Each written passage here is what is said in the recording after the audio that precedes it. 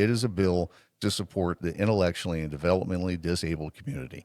I have had to date one bill signed into law, and it was for the intellectually and developmentally disabled community. We've got a community here in Council Rock called Wellspring. They've got their independent housing, situation up there, Unity on Park Street. Very, very close to my heart with that. I know as a Republican, a lot of people think that I don't have any of my feelings left anymore. I still got a feeler in here, one or two of them left, and that's a community that I really try to support as much as possible. I'm running that, and I don't know if it'll get through or not because it's kind of getting after a State Department that the Democrats tend to want to support just kind of blindly. So we'll see if it gets through or not. But I'm running another bill that is very partisan. It's what's called a messaging bill. Messaging bill is I'm sending a message because I know the thing's dead, before the ink dries on it, and that's House Bill 261021. If you want to look it up, 1021.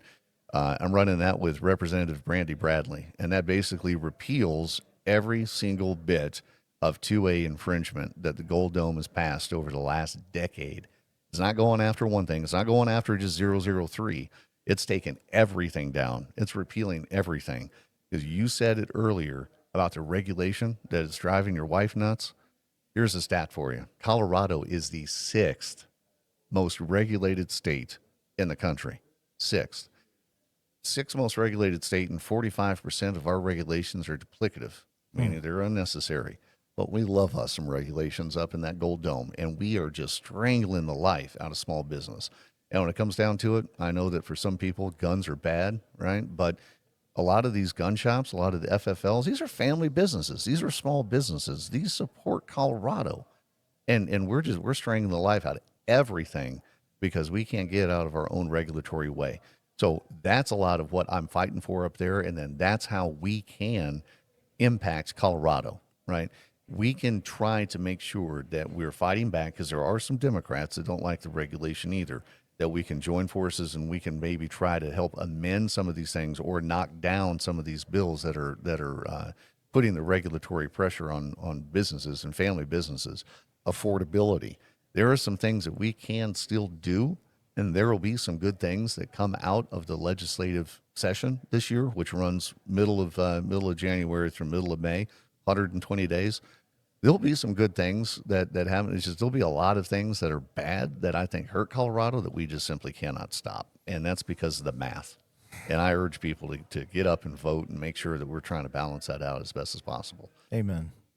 Well, and you said this too. You used the word anger earlier.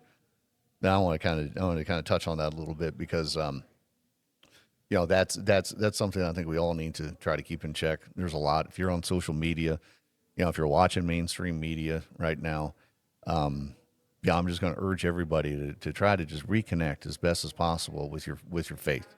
Reconnect, right? Because there'll be, and there are some bills that when we start fighting them in the well, there's emotion that gets involved.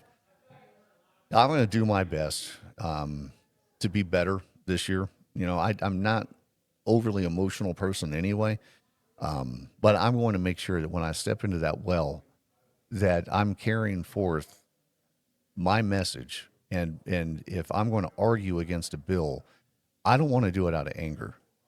I want to do it understanding, be faith forward. So I'm doing it out of love. And I'm doing it out of trust. I want to walk in love and I want to walk in trust, or I want to walk in truth. Sorry, because you can't have love without truth.